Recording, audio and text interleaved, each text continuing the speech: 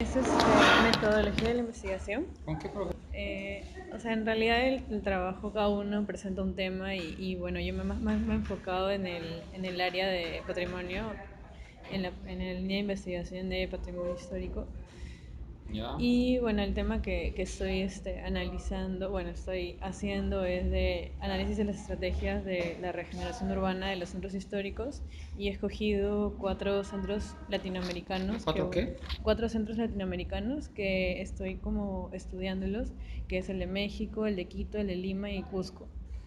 Entonces, dentro de ese, México, Lima, Cusco y Quito. Ya, y en esos, bueno, en esa investigación busqué las estrategias que más o menos estaban planteando algunos centros y ya. también los estoy estudiando.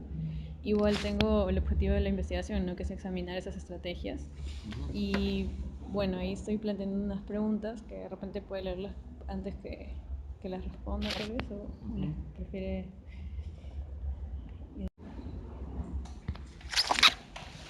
La primera pregunta es, la degradación de los centros históricos es un problema urbano que se manifiesta en varias zonas de Latinoamérica, teniendo como peculiaridad edificios en estado de abandono, usos no compatibles o lotes vacíos.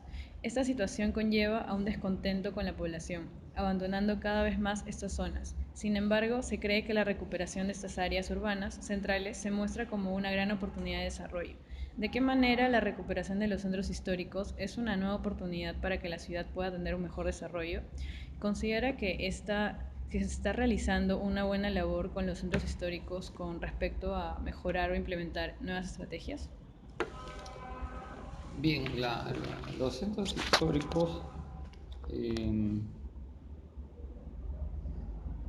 esta visión hacia la recuperación de los centros históricos ha sido un proceso lento en nuestros países americanos, no así como los europeos, que de alguna manera han mantenido un tema de homogeneidad a lo largo de la historia, y tú vas a las ciudades europeas y son ciudades que aún conservan esa homogeneidad en todo sentido, físico, urbanístico, las trazas originales en nuestros medios.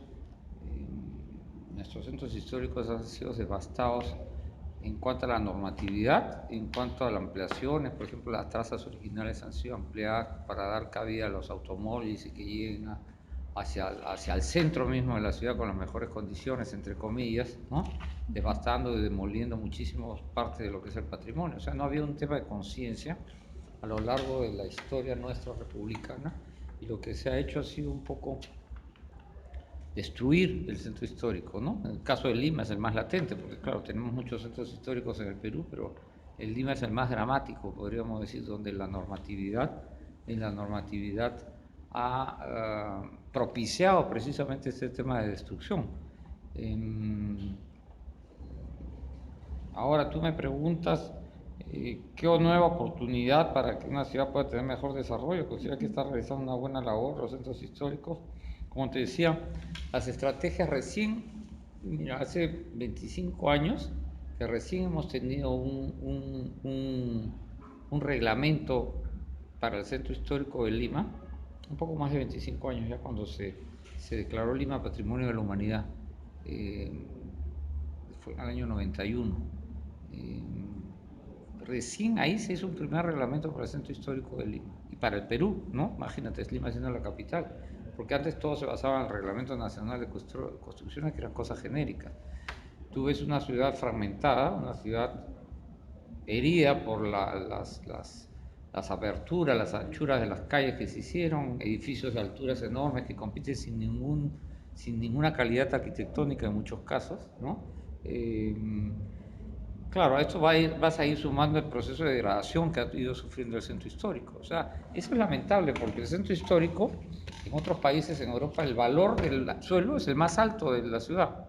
En nuestro caso fue al revés, el valor más bajo y el valor monetario del suelo fue bajísimo, ¿no? Precisamente por estos niveles de degradación y depredación. Ahí tienes el Rímac y Barrios Altos, por ejemplo, que son los lugares más depredados del centro histórico, y Lima iba por ese camino, Lima de Amero de Pizarro.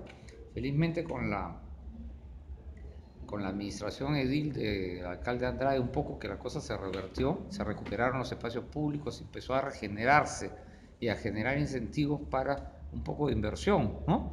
El problema no es un tema que de un momento a otro se podría haber solucionado, ¿no? Pero ese tema de las estrategias, como te decía, recién hoy han habido planes y planes y planes. En realidad, planes sobran para el centro de Lima, ¿no? Planes sobran para el centro de Lima. Y ahorita se está aprobando un último plan estratégico, plan maestro para el centro de Lima, que no ha sido discutido. Hay una serie de gente a favor, gente en contra. En fin, tiene sus pros y sus contras como todo plan, ¿no? Pero uno de los puntos importantes es la acción, ¿no? La acción, porque la acción de inversión, la acción de protección del Estado. El Estado lamentablemente no ha tenido un rol de promotor. El rol protagónico que le indica la ley, que debería ser un promotor del desarrollo hacia la conservación, no lo ha cumplido. Ha sido un rol fiscalizador, mal todavía porque no fiscaliza bien inclusive, ¿no? Y un rol controlador, ¿no? De licencias, en fin.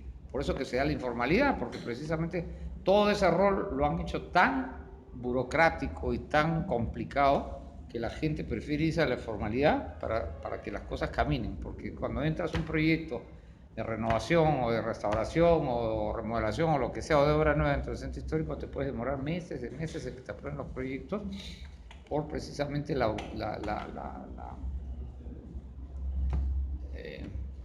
la visión es un poco obtusa, digamos, en ese sentido, por parte de los funcionarios públicos, ¿no? Y las reglamentaciones que son pero tan parametradas, digamos, que no permiten una cierta libertad en ese sentido, ¿no? Cuando yo creo que lo principal es generar incentivos tributarios, incentivos por parte del gobierno. Hay centros históricos en América, como el caso de Quito, por ejemplo, ¿no?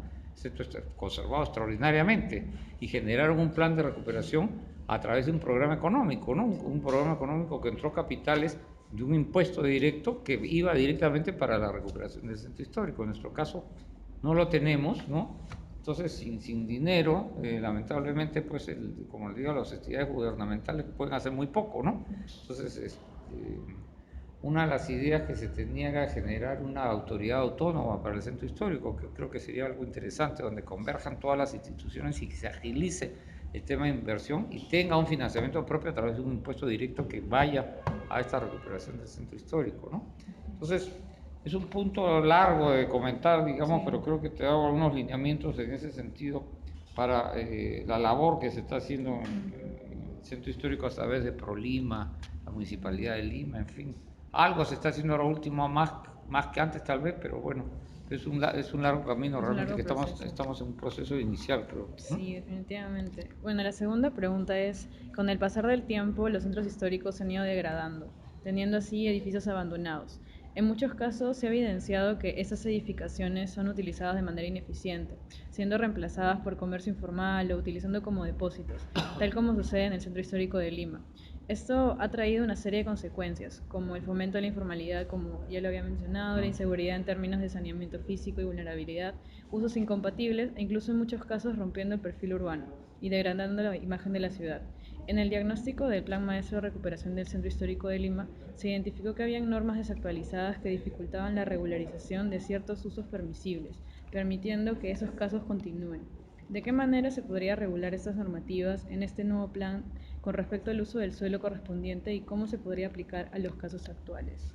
Bueno, el tema de la normativa, como te digo, las normativas hay un plan maestro nuevo que va a generar nuevas normativas, está la Ley General de Patrimonio, en fin, está una zonificación ya para el centro histórico, una zonificación que a veces son obsoletas, que permiten unas cosas y no permiten otras, pero el tema del centro histórico han sido muchas veces recuperados en nuestro medio por iniciativas privadas, ¿no?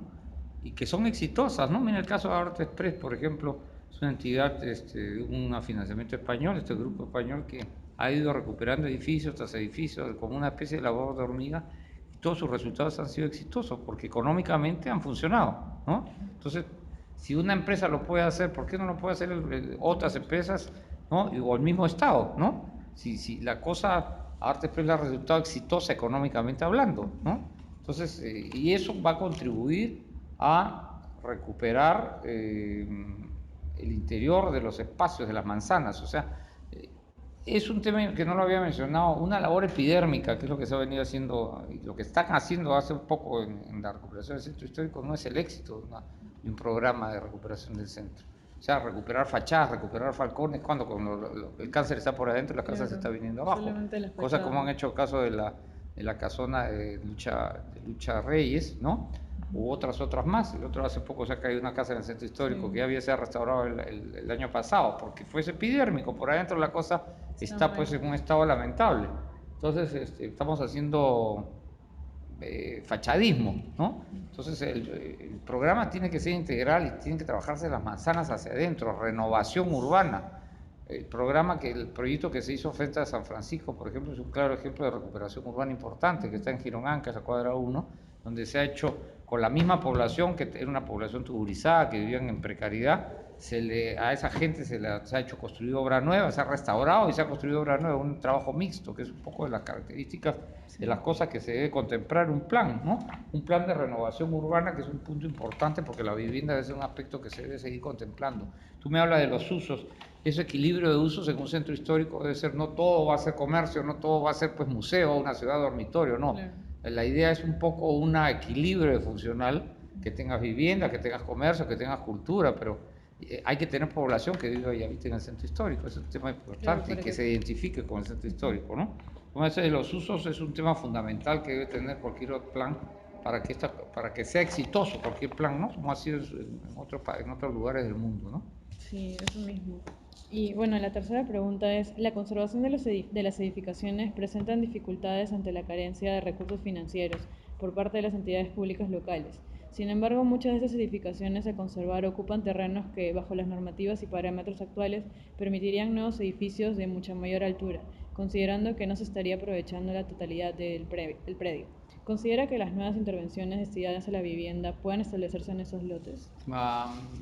Eso no tiene mucha razón, porque la ley te prohíbe que un edificio nuevo sea más alto que los edificios monumentales. No puedes pasar la altura del edificio monumental. O sea, sí, eso sí está reglamentado bastante bien y hay límites de altura, ¿no? Entonces, precisamente para evitar la falta de homogeneidad del centro y que edificios nuevos compitan con los edificios antiguos y se los coman, como sucede, por ejemplo, en la avenida Bancayo, la avenida Tacna, en la avenida Emancipación, donde se han hecho torres, en fin, cosas que se han comido en el centro histórico, ¿no? Entonces, las casitas quedan pequeñitas al lado de tremendos bloques, entonces, y pierde precisamente la homogeneidad que debe tener el centro, ¿no? O las edificaciones al lado, que están al lado de esas edificaciones. Entonces, el tema económico es un tema importante, y porque la economía, tú te puedes ir hacia abajo, puedes bajar temas y puedes subir a unas alturas, o sea, puedes tener mayor área construida si se quiere, ¿no? Pero el tema de la economía, hay que pensar que estás vendiendo patrimonio, tienes un plus muchísimo más alto que cualquier otra ciudad. Ándate pues a Santa Beatriz, ándate a La Victoria, te vas a San Borja, son construcciones sin mayor características que lo que tienes en un centro que ha sido capital de un virreinato, ¿no? Que tienes unas casonas espléndidas, con patio, con fachadas barrocas, fachadas renacentistas, manieristas, en fin, o eclécticas. O sea, tienes un plus arquitectónico importantísimo, que eso vende turismo, puedes hacer centros culturales, puedes hacer una serie dentro de esta funcionalidad que hemos hablado de mixtos en el centro histórico, que pueden permitir el desarrollo, por un lado el turismo, por otro lado la cultura y por otro lado el comercio, y otra punta tener un centro histórico de nivel como cualquier otro país europeo, donde se aprovecha precisamente ese plus arquitectónico, histórico, que le da unas características de valor excepcional, y que la gente va a buscar eso, ¿no? Claro. Entonces, en Barranco, ¿por qué la gente va a Barranco? Barranco está conservado en muy buena parte de su integridad. Hace muchos años trabajamos un proyecto para conservar Barranco y evitar que se destruyera, si no hoy día estaría Barranco como Miraflores o como Chorrillos, que no tiene monumentos históricos, entonces es un barrio más cualquier corriente, ¿no? O sea, ese atractivo turístico, bajar los baños, las casonas, los ranchos, es lo que trae a la gente, y a eso le sumas un uso que sea compatible, ¿no? Tienes un barrio que va a funcionar, ¿no? Y que va a vender esas características que es un valor excepcional, como te decía, para tener una rentabilidad importante, ¿no? Sí, eso es ¿Ya? muy importante. Bueno, y ahí la última pregunta. En el caso del Centro Histórico de Lima, existe la Ley de Promoción de la Inversión Privada en Acciones de Renovación Urbana, Ley número 696 y su reglamento DS número 1195 MTC, que busca lograr que las inversiones privadas y públicas concurran en un proceso integral y continuo de intervención. Sin embargo, sucede que muchas empresas no tienen interés en invertir en el centro histórico. ¿Cuál es el principal motivo por el cual las entidades privadas no prefieren involucrarse en ese tipo de proyectos de regeneración urbana? Bueno, yo te había mencionado el caso de Arte Express, que ha Sí. sido exitoso, pero muchas entidades privadas no quieren, ¿por qué? Por el tema de la burocracia. O sea, lidiar con la burocracia para sacar un proyecto, para sacar aprobaciones, es terrible. Te puede demorar 1, 2 años o 3 años. Entonces, ¿qué inversionista va a demorarse tanto tiempo cuando puede invertir en otro lado y su rentabilidad sea mucho más inmediata, ¿no? Entonces,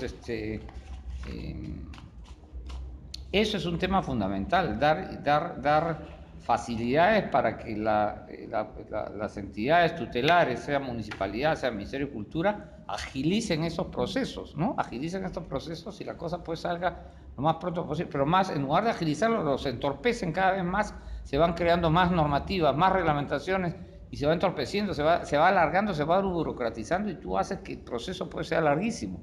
Y lamentablemente a nadie, aún no hay incentivos en ese sentido, ¿no? No hay incentivos y la gente, bueno, hay entidades como que ya le agarraron el truco, como esta Arte Expreso, ya tienen esto, ve que la reversión es, porque tienen el ejemplo europeo, que lo han hecho allá, y como te decía, en ese tema el valor que compran y el valor que venden es de patrimonial, les interesa porque ese es el plus importante que ellos saben manejar y les da rentabilidad, es exitoso, o sea, hay casos exitosos. Yo creo que ese ejemplo hay que de alguna manera propagarlo, difundirlo para que otras empresas tomen ese mismo camino y se pueda llegar a una recuperación importante, ¿no? Sí, bueno, me parece importante eso. Muchas gracias, arquitecto. Ok, De verdad. nada.